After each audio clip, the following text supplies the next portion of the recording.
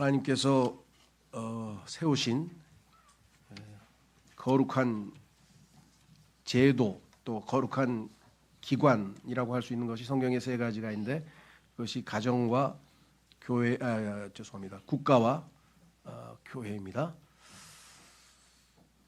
가정의 달이죠. 근데 이제 일단 우리는 세속적인 가정도 물론 중요하지만 또 예수님께서 세우신 영적인 가족이 있죠. 그래서 나의 뜻을 행하는 자마다 나의 가족이라고, 나의 어머니여 나의 가족이라고 말씀하신 것처럼, 그래서 이 가정의 달이기도 하고, 그다음에 교회 창립 주일이기도 하고, 창립한 그런 날이 들어있는 달이 5월이겠고요. 또 마침 우리나라에 지금 국가적 중대 행사가 지금 진행 중이고 있습니다. 그 중에서도 예수 그리스도께서 가장 마음에 품으신 것은 다름 아닌 교회입니다. 우리가 생각하는 가정도 사실은 교회의 예표라고 말씀하셨죠. 그래서 그리스도께서 신랑이 되시고 우리 주님의 몸된 교회가 신부가 돼서, 그래서 아내와 남편과의 관계는 바로 그리스도와 교회와의 관계를 보여주기 위한 그림자고, 실체는 바로 거룩한 가정. 아마 여러분들 그 스페인의 바르셀로나에 있는 사그라다 파밀리아, 그게 우리말로 번역하면 거룩한 가정입니다. 홀리 홈, 홀리 패밀리 뭐 이렇게 되는데요. 근데 안토니 가우디는 예수님의 마리아 요셉에서 자기 예수님의 가정을 거룩한 가정이라고 생각해서 이렇게 봉헌하기 위해서 이제 바친 거지만, 뭐 그것이 잘못됐다는 것이 아니라 우리가 오늘 얘기하고 있는 거룩한 가정은 그게 아니고 하나님을 아버지라고 모시고, 그렇죠? 영들의 아버지라고 성경에 나오죠. 예수 그리스도가 우리의 신랑 되시고 우리 그리스도인들이 몸된 교회가 신부가 된 주님께서 이루신 그러한 거룩한 가정과 관련된 교회 이야기입니다. 창세기에서 하나님께서 아담과 이브를 소위 말하면 혼인 제도를 만드셔서 가정을 제도를 만드셨죠. 나중에 보면 이것이 하나님의 거룩한 가정의 완성인 어린 양의 혼인식으로 계시록 끝부분에 나옵니다. 그러니까 성경은 결혼으로 시작해서 결혼으로 끝나는데 그 결혼 자체가 이루는 가정은 하나님을 아버지로 모시는 거룩한 가정이 될 것입니다.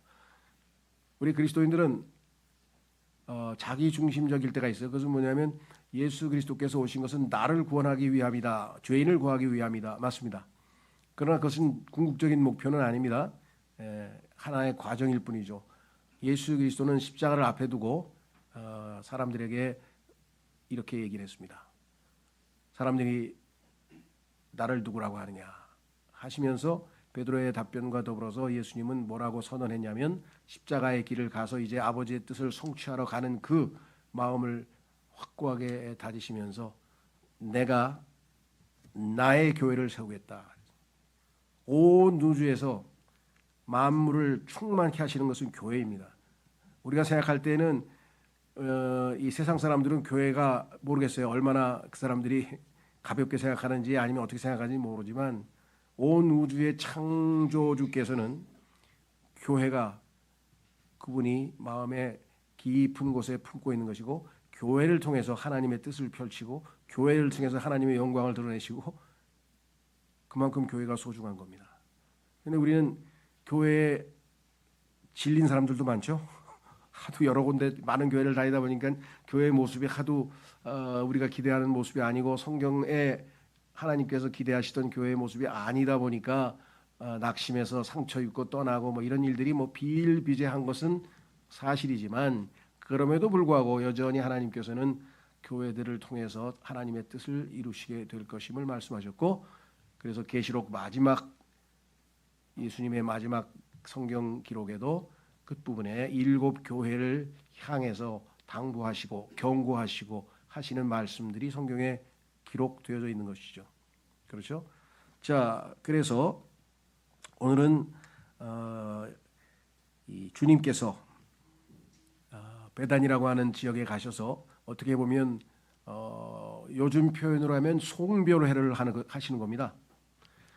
예수님께서 이 소위 말하면 침례를 받으시고 공생애, 그때까지는 30살까지는 사생활이죠. 예수님이 목수로서 아버지를 도와서 사적인 생활을 하셨는가 하면 30세에 침례를 받으시면서 이제 공적인 생활, 즉 하나님께서 자신에게 맡기신 그 일을 수행하기 위해서 공적으로 자신을 드러내기 시작하시는데, 그 공적인 생애 3년 반을 마무리 짓는 시점입니다. 공식 석상에서 마지막으로. 그리고 요한복음 13장서부터는 사적으로 자신의 제자들에게 당부할 말씀들을 하시게 됩니다. 그리고 십자가로 가셔서 아버지의 뜻을 이루시기 때문에 굉장히 중요한 시점이죠. 그래서 우리가 생각할 때는 어떤 특별한 이게 송별회인가 싶었더니 얼핏 보면 그냥 집에서 저녁 한 끼 하는 거예요. 그런데 그 속에 주님의 갈망이 숨겨져 있다라고 하는 것이죠. 자, 그래서 제가 앞부분에 이렇게 썼습니다. 하나님의 뜻에 순종하여 이 땅에 오셔서 33년 반, 공생의 3년 반의 생애를 마감하시기 직전 주님의 공생의 사역의 마지막 공식 행사는 다름 아닌 베다니에서의 친교 모임이었습니다. 근데 이 친교 모임은 우리가 이제 따옴표를 쳐서 조금 더 공식적으로 얘기하면 베다니 교회, 즉 지역 교회입니다. 베다니 지역 교회를 주님께서 염두에 두시고 계셨던 것이에요. 그러나 이것은 단순한 송별회가 아니라 자신이 한 알의 밀알로 죽고 부활하여 얻게 될 열매들이 부활하신 그분과 함께 세울 교회 집회의 리허설이었습니다. 그래서 요한복음 지금 우리가 본문 읽은 1장 11절 이후에 예수님께서 자신이 한 알의 밀알로 썩어서 죽고 많은 열매를 맺어서 우리 죽은 자들을 살려서 거듭나게 하셔서 부활시키셔서 그들이 이런 집회를 통해서 예수 그리스도를 표현하고 나타내고 하나님을 증거하고 하는 일들을 하게 될 것을 성경에서 말씀을 하셨습니다. 예수님에게는 계획이 있으셨던 거죠. 그래서 예수님은 내가 죄인들을 구원하겠노라 하면서 십자가 앞에서 가실 때 그 얘기를 하신 것이 아니라 내가 나의 교회를 세우겠다. 이것이 주님의 갈망이었는데, 그 교회가 주님의 몸된 교회는 보이지 않는 교회입니다. 영적으로. 그렇죠?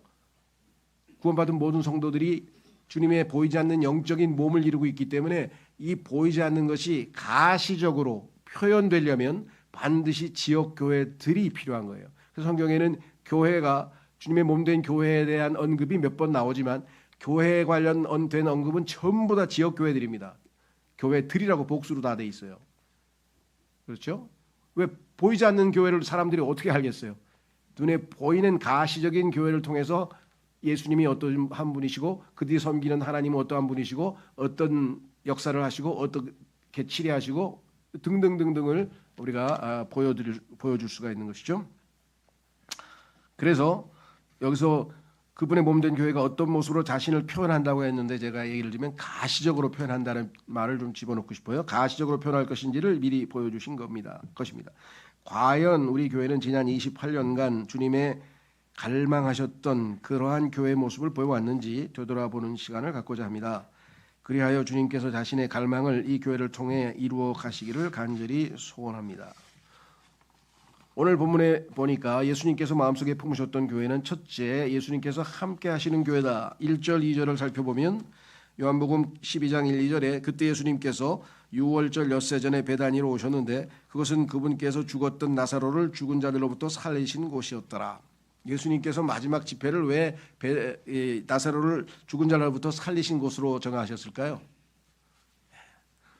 죽은 자들로부터 살아난, 부활을 통해서 새로운 창조를 통해서 거듭나서 하나님의 자녀가 되지 않는 사람과 모임을 가지실 이유가 없으신 거죠.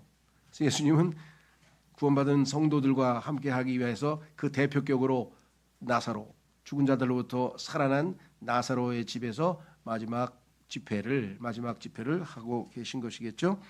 자, 거기에서 그들이 그분께 만찬을 마련하였는데 마르다는 식사 시중을 들었으나 나사로는 그분과 함께 식탁에 앉은 자들 중 하나였더라. 그렇죠. 구원받은 나사로는 그분과 함께. 그래서 예수님께서 함께 하는 것이 교회다. 그분의 약속을 지키시기 때문에 당연히 교회는 그분과 함께 하지만, 그러나 성경에 따르면 예수님과 함께 하지 못하고 예수님이 차마 그곳에 계시지 못한 채 밖으로 밀려나 있는 교회가 있었는데 그것이 계시록 7교회 중에서 맨 마지막에 라오디케아 교회입니다.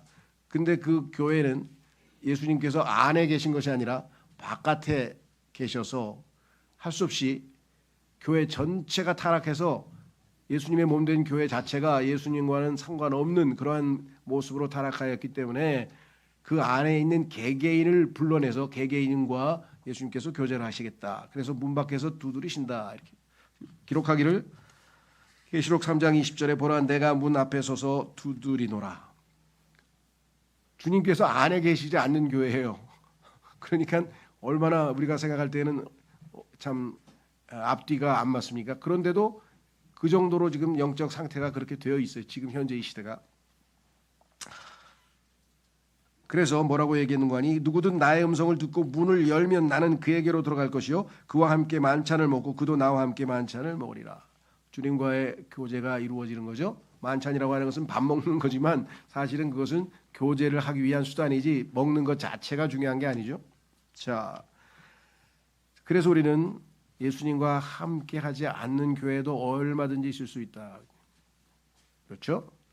고린도전서 1장 9절에 우리는 예수님 믿고 구원받으면 죄사함을 받고 지옥의 형벌을 면하고 하늘나라 가는 것 여기에 주로 관심이 많고 그것을 강조를 많이 하지만 그것은 결과입니다. 예수님을 믿고 구원받은 사람들이 결과적으로 하늘나라에 가고 결과적으로 지옥에 안 가지만 그것이 목적은 아니에요.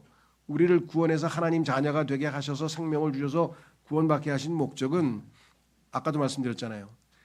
아들과 구원받은 사람들이 교제를 통해서 그렇죠? 아담이 이브를 창조해서 이브와 교제를 통해서 사귐으로 해서 한 몸이 된 것처럼 예수 그리스도와 한 몸을 이루게 될 것, 즉 예수님과 펠로우십, 교제케 하시는 우리 하나님 아버지는 신실하시도다. 이게 써 있잖아요. 보세요. 고린도전서 1장 9절에 하나님께서는 신실하시니 그분을 통하여 너희가 그분의 아들이신 예수 그리스도 우리 주의 교제로 부르심을 받았느니라. 하늘나라로 부르심 받은 게 아니에요. 하늘나라로 부르심 받았으면 벌써 하늘에 가 있어야지 왜 이 땅에서 죄송합니다. 생고생을 하고 살아요? 왜 이 땅에서 생고생을 하고 하늘나라로 가버리지. 그게 아니고 주님과의 교제를 통해서 이 타락하고 이 악하고 음란한 세대에서 이 악한 현 세상에서 빛과 소금의 역할을 해서 예수 그리스도께서 우리를 통해서 역사하실 때 이 모든 것들을 극복하고 하나님이 어떠하심을 보여줄 수 있는 증인의 삶을 우리가 살기 위한 것이죠. 그래야 죄인들이 하나님이 이런 분이시구나 하고 한 사람이라도 더 하나님 품으로 나와오겠죠. 자, 그래서 주님께서는 베다니의 집회를 샘플로 보여주시면서 히브리서를 통해서 우리에게 모이기를 힘쓰라 그랬대요. 모이기를 힘쓰라.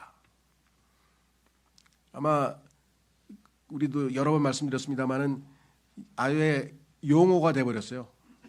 가나안 성도라 그러죠. 가나안 거꾸로 하면 안나가 아니에요. 안나가. 교회 안 나가 성도가 왜 교회가 하도 골치 아픈 데가 돼서 교회를 못 나가게 했다는 거예요. 근데 그런 사람들은 정말 성경을 몰라도 너무 모르는 거지. 예수님의 갈망이 뭐예요? 내가 내 교회를 세우겠다.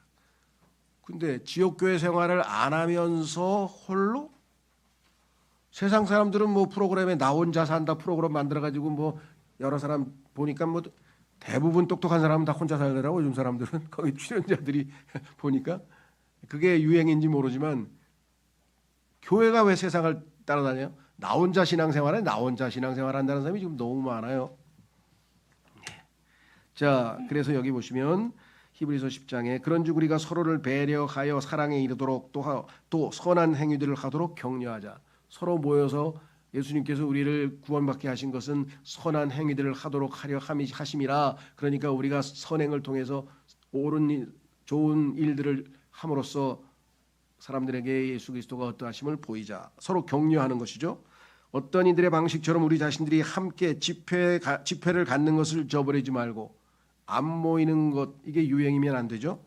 오히려 서로 권면하자. 그런즉 너희가 그날이 다가오는 것을 볼수록, 마지막 때가 점점 다가오고 있습니다. 그런 현상이 일어날수록, 다가오는 것을 볼수록 더더욱 그리하자. 두 번째로 예수님께서 말씀하시는 교회입니다.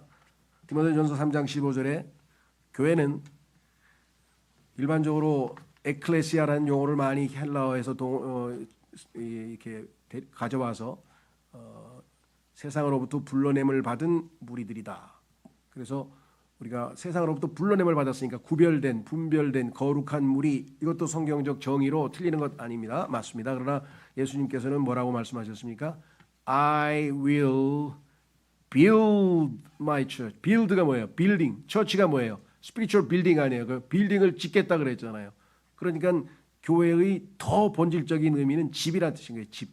그래서 교회는 여기 써 있죠. 디모데전서 3장 15절에 다만 내가 오래 지체한다면 이는 내가 하나님의 집에서 스스로 어떻게 처신해야 마땅한지 너로 하여금 알게 하려 함이라. 이 집은 살아계신 하나님의 교회이자 진리의 기둥과 터전이라.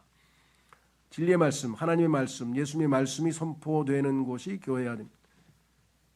멋진 이렇게 화려한 건물도 있으면 나쁜 건 없겠지만 어쨌거나 그런 걸 포함해서 좋은 시설, 앰프, 그다음에 막 찬양대 아니면 또 지금 뭡니까 이제 막 저 오르간 해가지고 막 이런 모든 것들을 총동원해서 하나님께 영광을 돌린다고 하지만 정작 하나님 말씀은 이제 보니까 점점 시간을 줄이더라고요. 30분도 지루한지 그냥 20분으로 줄여가지고 그냥 계속 찬송하고 막 이렇게 하는데 그렇게 돼서는 안 되죠. 나머지는 필요하지만 부수적이고 제일 핵심적인 것은 하나님의 말씀입니다. 그래서 기록하기를 여기에 보시면 요한복음 12장 7절에 그때 예수님께서 이같이 말씀하셨느니라. 그 집회에서 예수님의 말씀이 선포됐어요. 그녀를 가만히 두라. 나의 장사 지내는 날을 대비하여 그녀가 이것을 간직하였느니라. 우리가 볼 때 비상식적인 행동을 했어요. 자신의 1년치 월급을 갖다가 그냥 그 비싼 향유를 예수님의 발에다가 다 쏟아 부어가지고 머리털로 막 이렇게 씻어내는 것을 보면서 얼마나 황당했겠어요, 사람들이. 거기서 또 유다가 한마디도 했고요. 그런데 예수님은 그것이 뭐예요? 올바른 일이라 그랬어요. 올바른 일. 가만히 두라 그랬어요. 왜? 나의 장사 지내는 날을 대비하여. 나를 위해서 하는 일이다. 예수님을 위해서 하는 일은 세상 사람들이 보기에 낭비 같고 어처구니 없는 것 같고 미친 짓 같아도 바울도 마찬가지로 미쳤다는 소리를 들었지만 예수 그리스도를 위해서 하는 일은 예수님께서 이렇게 칭찬하고 받으시는 거예요. 초점이 거기에 있습니다. 그래서 이 구절을 놓고 유명한 워치만 리라고 하는 분이 설교인지 책인지 기억이 안 납니다만은 제목을 뭐냐면 주님께 낭비합시다. 주님께 낭비합시다. 여러분 거를 세상에 낭비하지 말고 주님께 낭비합시다 라고 하는 유명한 설교가 있어요. 제가 그 용어가 안 잊어버리죠. 너무나 이렇게 콱 인상 깊게 와닿아. 그렇지. 이게 낭비가 아니지. 그렇죠? 예. 여러분들도 아마 세상 사람들이 보면 여러분의 돈과 시간과 많은 것을 낭비하고 왜 저러나 하고 그런 소리를 들으셨을 텐데 주님은 장사 지내는 주님을 위한 것이라고 칭찬했습니다. 자, 그리고 우리는 이제 두 번째 보시면 사도행전에도 이렇게 써 있죠. 그리고 그들이 확고하게 사도들의 교리와 교제 안에 계속 있으며 빵을 찢는 일과 기도들을 지속하였더라. 교회의 여러 가지 활동 중에 교리, 하나님의 말씀 선포가 반드시 들어 있어야 된다는 것을 말씀을 했고, 세 번째로 가면은 이건 성경 구절을 좀 고쳐 주십시오. 에베소서 4장 11절에서 13절로 고치겠습니다. 에베소서 2장 20절 대신에 4장 11절에서 13절을 제가 다시 이렇게 띄웠으니까 앞에 보시고요.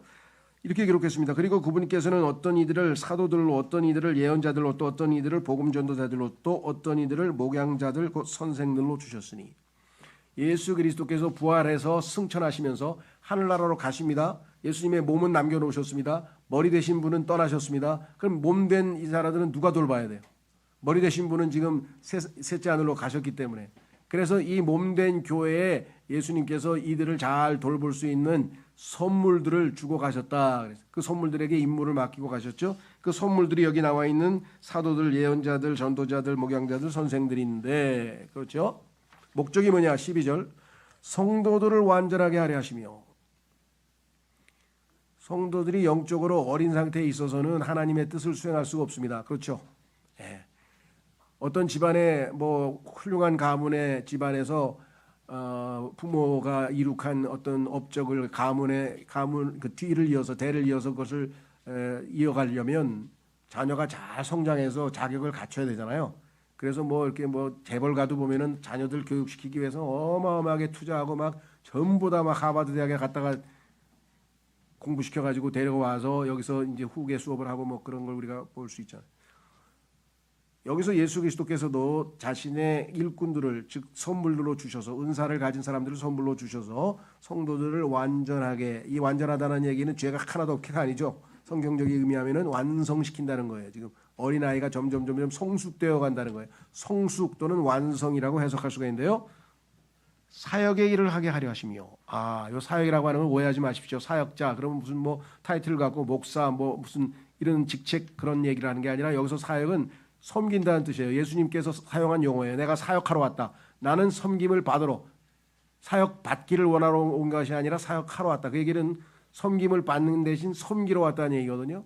그러니까 영적으로 어린 사람들은 섬김을 받으면서 성장하지만 일정 정도가 돼서 영적으로 성숙이 어느 정도 진행이 되면 이제는 섬기는 자로 바뀐다는 거죠.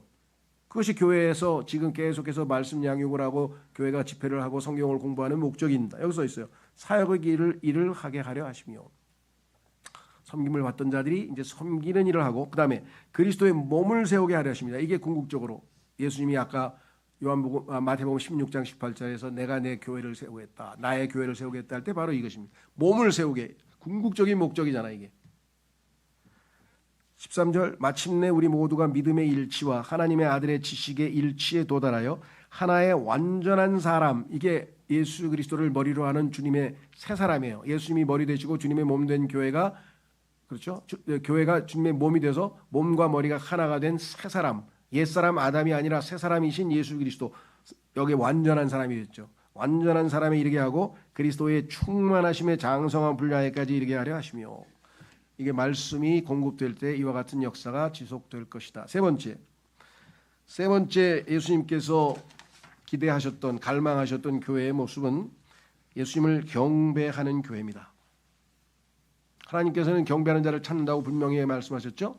자, 요한복음 4장 24절에 하나님께서는 한 영이시니 그분께 경배하는 자들은 반드시 영과 진리 안에서 그분을 가만 있어봐. 뭘 하나 빠뜨렸나? 요한복음 12장 3절 먼저 읽겠습니다. 경배의 모습이 오늘 본문에는 어떤 모습으로 나타났는가? 경배의 모습이 오늘 본문 말씀에 요한복음 12장 3절에 그때 마리아가 아주 값진 감송 향유 1파운드를 가지고 와서 예수님의 두 발에 부었으며 자신의 머리카락으로 그분의 두 발을 닦았더라. 그러자 그 집이 향유 내음으로 가득하였더라. 예배라고 하는 것은, 경배라고 하는 것은 하나님 앞에 엎드려서 무릎 꿇고 그분을 드높이는 것과, 두 번째 그분에게 희생 제물을 드리는 겁니다. 그분 앞에 자신의 것을 희생하는 거예요. 바치는 것이에요. 그렇죠? 이 자매는, 마리아라고 하는 자매님은 뭐 계산을 누가 했는지 모르겠지만 하여간 뭐 1년치 연봉이라는데 그게 정확한 건지 모르겠어요. 하여간 큰 제물을 예수 그리스도를 위해서 이렇게 발에 붓고 그다음에 자신의 머리카락으로 그분의 두 발을 닦았더라. 고린도전서 11장에 가면은 여자들의 머리는 여자들의 영광이라 그랬어요. 그래서 하여간 그 여자분들이 머리에 신경을 많이 쓰시죠. 그건 당연한 거예요. 왜냐하면 하나님께서 그 머리카락이 그렇게 여자들의 영광을 나타낸다고 했기 때문에. 자, 그래서 여기에 보시면 그 자신의 영광스러운 가장 소중한 머리카락으로, 일반적으로 발하면 제일 우리가 신체적으로 볼 때는 아주 이렇게 중요한 부분이 아니잖아요. 그런데 예수 그리스도의 발을 닦았더라. 그 다음에 중요합니다. 이와 같은 희생이 교회 안에서 일어나면, 그것이 어떤 희생이든 주님을 위해서 희생을 한다면, 찬양의 희생을 주님께 드리자 그랬죠. 희생물을 주님께 드리면 교회는 어떤 냄새가 나느냐? 향유 내음으로 가득하게 됩니다. 모르겠어요. 여러분들은 이 교회에 와서 향유 내음을 어떻게 맡았는지. 물질적인 이 코로 맡는 냄새는 아니죠, 당연히. 그러나 뭔가 분위기, 뭔가 있는 것 같은 분위기, 그런 것들을 교회가 나타내려면 주님을 향한 희생, 올바른 경배가 있을 때 그것이 가능하다.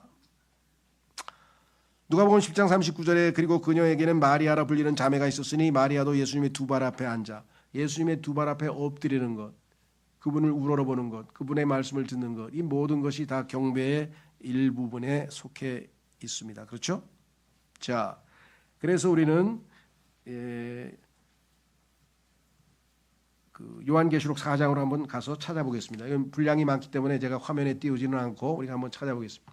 여러분과 저의 미래입니다. 나는 하늘나라에 가면 뭐 할까? 그렇게 써 있습니다. 하늘나라에 가서 여러분과 제가 뭐 할 것인가? 늘 경배하는 삶을 살겠죠. 하나님께서 경배자를 찾고 계신다 그랬는데 요한계시록 4장 요한계시록 4장 5장은요. 우리에게 물론 뒷부분 19장 뒤에도 이제 하늘나라가 보이지만요. 지금 현재 그렇죠? 뭐 요즘에 우주 여행을 뭐 좀 그래도 막 민간인도 막 그 저 사업해 가지고 막 올라갔다가 뭐 구경도 하고 내려오는데 기껏 해봐야 이 아담의 죄인 아담의 후손들이 드글드글대는 이 추악한 지구나 보지 뭘 보겠습니까? 위에는 못 보죠. 위에는 그렇죠? 예. 근데 우리는 그게 누가 계산했는지 모르지만 빛으로 200억 년을 가서 200억 광년이라 그랬으니까 그런 거리에 있는 저 위에 셋째 하늘에서 하나님께서 무엇을 하고 있는지, 앞서간 우리 성도들, 앞서 주님 품으로 간 자들은 지금 무엇을 하고 있는지, 천군 천사들은 무엇을 하고 있는지, 그렇죠? 지금 온 우주에서 제일 중심부가 셋째 하늘 북쪽에 있는 바로 하나님의 그 보좌인데 거기에서 무슨 일이 벌어지고 있는지를 지금 우리에게 말씀을 통해서 계시하고 있는 것이 요한계시록 4장과 5장이에요. 이거는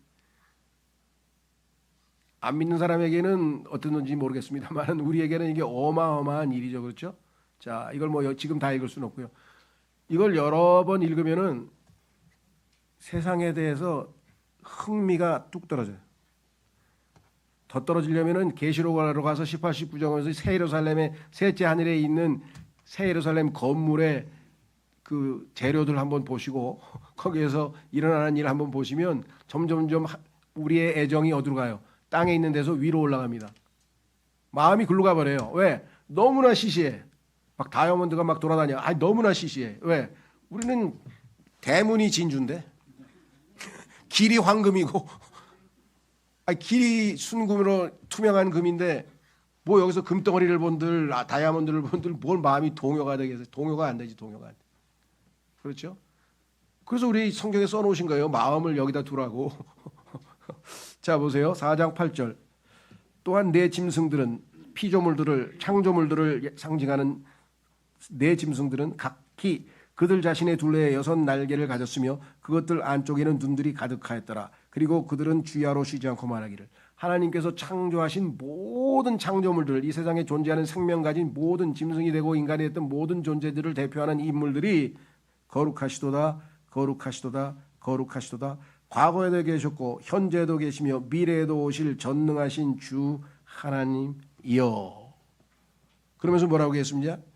그 소리를 듣자 9절 그러자 그 짐승들이 그 보좌 위에 앉으신 분 곧 영원 무궁토록 사시는 분께 영광과 존귀와 감사를 드릴 때 24장로들이 이것은 앞서가서 주님 품으로 간 우리 구원받은 성도들을 예표하고 있는데요. 교회를 예표하고 있는 24장로들이 그 보좌 위에 앉으신 분 앞에 엎드리며 영원 무궁토록 사시는 분께 경배하고 그 보좌 앞에 자신들의 왕관들을 던지며 이같이 말씀드렸더라. 왕관들을 어떻게 하나님 앞에 막 내던지냐 하는데 내던진 건 아니고요. 우리가 그리스도의 심판석에서 왕관을 받기는 받았는데 아무리 봐도 이 왕관 받을 자격이 없기 때문에 하나님께 되돌려드리는 겁니다.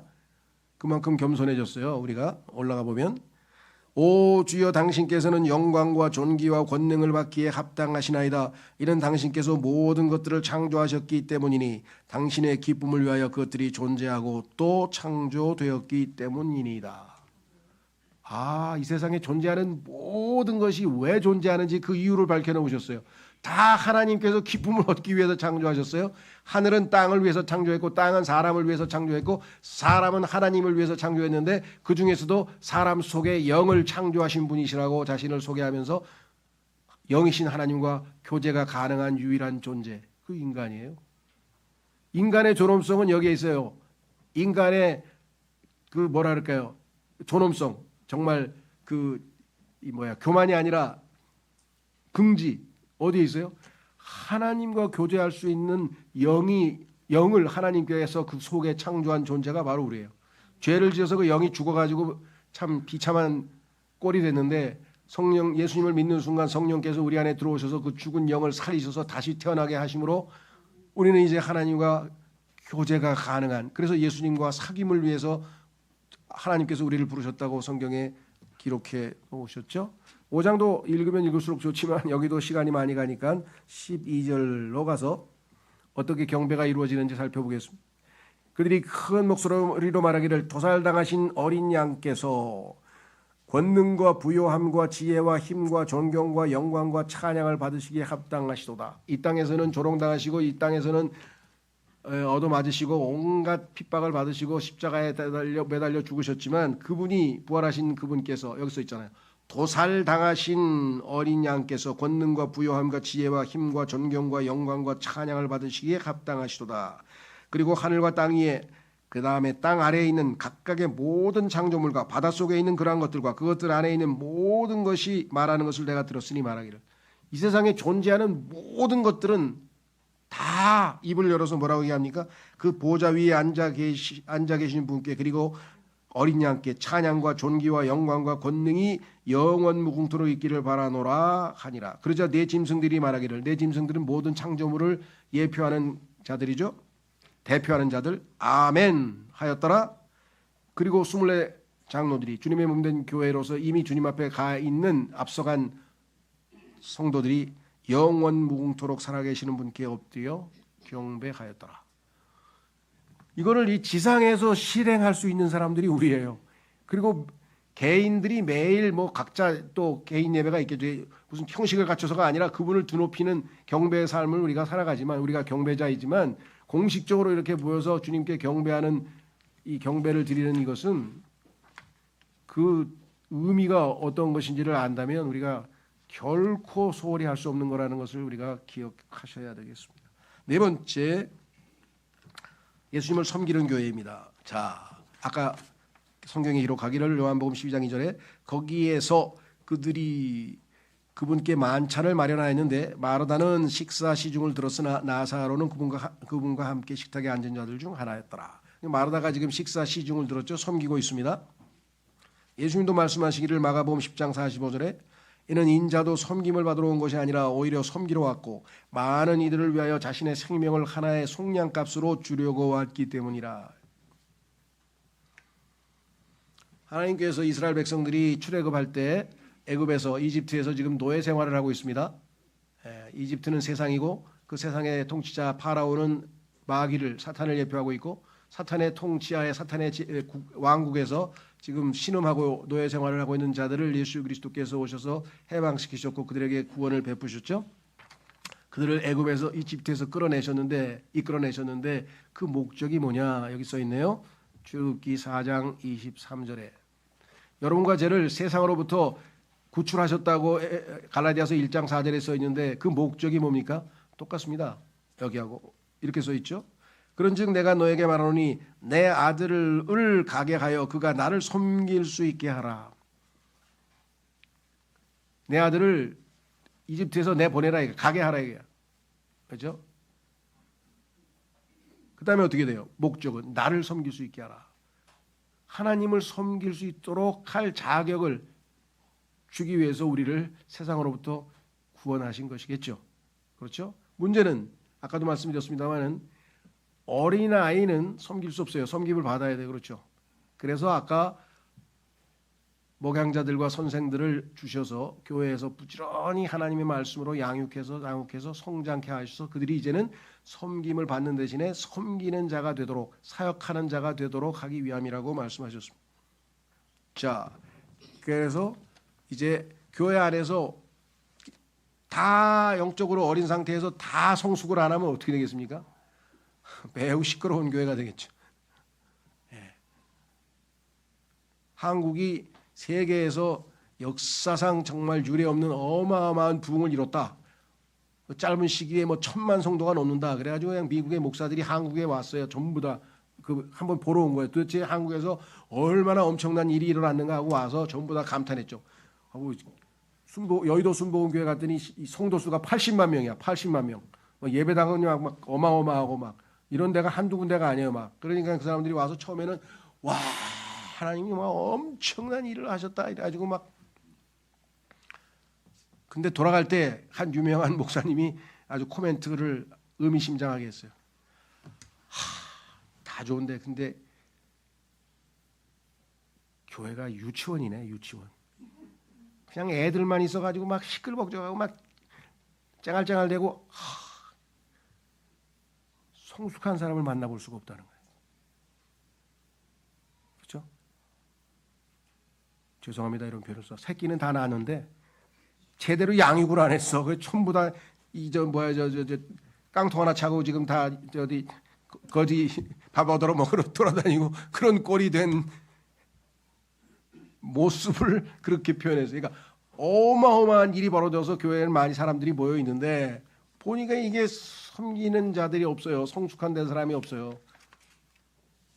오늘날의 교회 모습을 신랄하게 잘 보여주는 것 같아요. 우리 한국 교회가 특별히 한국에 있는 교회들이 우리 교회를 포함해 다 마찬가지인 것 같아요. 어쨌거나 중요한 거는 이제 성숙이 필요한 교회라고 말씀을 하셨습니다. 그래서 아까 에베소서는 읽었기 때문에 빼고요. 예. 마지막 우리의 미래 아까 경배였죠. 이번에 뭐냐 두 번째 우리의 미래의 모습은 경배와 더불어서 섬김입니다. 계시록 22장 3절에 보면 그리고 더 이상 저주가 없으리니 오직 하나님의 보좌 곧 어린 양의 보좌가 그곳 안에 있을 것이요 그분의 종들이 그분을 섬길 것이라. 그분의 종들이 그분을 섬길 것이라. 우리의 미래가 하나님을 경배하고 하나님을 섬기는 게 우리의 미래라고 한다면 왜 직접 여기서 리허설을 못하냐? 여기서 왜 못하냐 이 말이죠. 여기에서 그 모습을 하나님께서 역사하셔서 그와 같은 모습이 있는 교회를 통해서 하나님이 어떠하신 분임을 표현하고 알리고 싶으시다 이 말이죠. 교회를 통해서. 자, 그래서 우리는 예수님을 섬기는 교회입니다. 그래서 마지막으로 다섯 번째 예수님을 증언하는 교회입니다. 요한복음 12장 9절에 보니까 그러므로 유대인들 중 많은 백성이 그분께서 거기에 계신 것을 알았더라. 그리고 그들이 온 것은 예수님 때문만이 아니오. 예수님이 계시기 때문에 온 것도 맞지만 플러스 알파 뭐 그분께서 죽은 자들로부터 살리신 나사로도 그들이 보려고 한 것이라. 그럼 예수님이 이 사람들이 온 것은 죽은 나사로가 살아있다는 것을 보러 왔는데 그 나사로는 죽기 전의 모습하고 비슷할까요? 아니면 뭔가 좀 달라졌을까요? 뭐가 달라져도 많이 달라졌겠죠? 그렇죠? 여러분이 살다가 죽었다가 만약에 살아났다 그러면 죽기 전에 삶으로 되돌아가서 그런 삶을 살까요? 예, 그럴 리가 없겠죠. 뭔가 새로운 삶, new life in Christ, 새 생명, 생명의 새로움 가운데 산다 그랬죠. 새로운 창조물이기 때문에 그 나사로가 뭔가 말투도 달라진 것 같고 어째 예수님 옆에 바짝 붙어 앉아가지고 밥 먹는 모습도 좀 다르고 뭔가 애가 나사로를 신기하든 쳐다봤을 거 아니에요, 그렇죠? 예, 물어도 봤을 것 같아요. 죽었을 때 어디로 갔다 왔냐 뭐 물어봤을 수도 있겠고. 어쨌거나 하여간 이 나사로가 증인의 역할을 하고 있다는 것을 누군가가 예수 그리스도를 믿고 여러분이 부활의 모습, 부활의 생명이 여러분의 삶에서 표현되는 걸 보면 뭔가 달라졌다. 그렇죠? 뭐 우스갯소리 비슷하게 에피소드가 있는데 어떤 꼬마애가 하루는 교회에 와가지고 목사님한테 목사님 왜 그러니까 우리 아버지 확실하게 구원받았어요 그러더래. 네가 어떻게 알아? 그러니까 우리 아버지가 목수인데요 이게 못질하다가 손을 딱 쥐면 옛날에는 제기랄 아니 뭐 하여간 뭐 무슨 그냥 저주하는 욕이 나왔는데 어제 실수로 딱 이제 이러더래요. 와, 우리 아버지 입에서 뭐가 달라도 다르겠죠. 뭐가 다른지 모르지만 사람들이 여러분들을 볼 때 야, 얘가 확실하게 뭘 믿었다고 하는데 뭔가 많이 달라진 것 같다를 느껴야 되겠죠.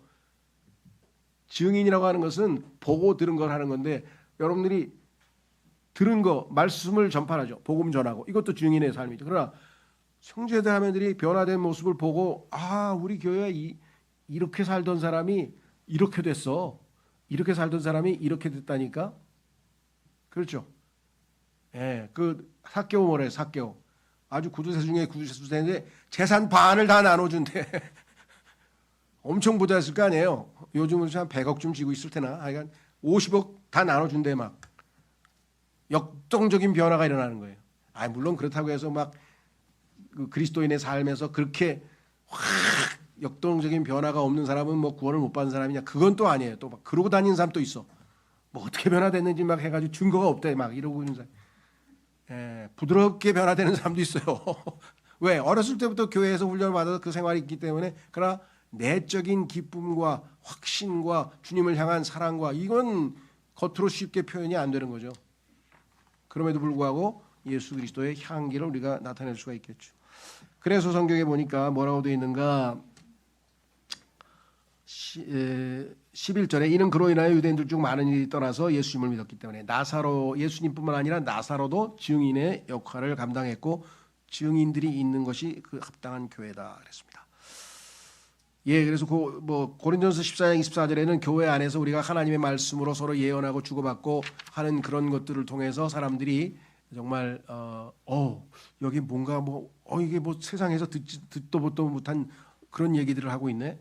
그리고 사람들끼리 뭔가 이게 뭐가 사랑이 오가는 것 같고 뭔가 좀 다른 것 같은데 뭔가를 우리가 보여줄 수 있는 그런 증인의 역할, 말씀과 우리의 삶으로 증거를 제시할 수 있는 그런 교회가 성경에서 말씀하시는 예수님의 갈망을 이루어드릴 수 있는 교회의 모습이다 그랬습니다.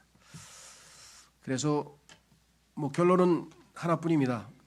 우리가 우리 스스로를 오늘 말씀의 거울에 비춰서 과연 우리는 이러한 교회의 모습으로 가고 있는 것인지, 그렇지 않다면 우리가 오늘 말씀 통해서 우리 고침받고 주님께서 우리를 바로잡으셔서 주님 오실 때까지 주님의 갈망을 조금이라도 이루어드리는 그러한 지역교회로서 계속해서 정진해 갈 수 있기를 바랍니다. 그래서 제가 마지막에 지난 28년간 주님의 자비와 은혜와 신실하심과 크신 사랑에 감사드립니다. 아멘. 그랬습니다. 그래서 오늘은 주님께서 마음에 품으셨던 갈망을 우리가 염두에 두고 신앙생활을 하자. 그래서 그 갈망을 이루을 수 있는 유일한 기관이 바로 주님의 지역교회다. 그래서 지역교회에 정말 우리가 애착을 갖고 형제 하나하나에 대한 관심과 사랑을 통해서 우리의 목표가 아니라 주님의 갈망을 조금이라도 이루어드리는 지역교회가 되자. 이게 오늘 최종 결론입니다.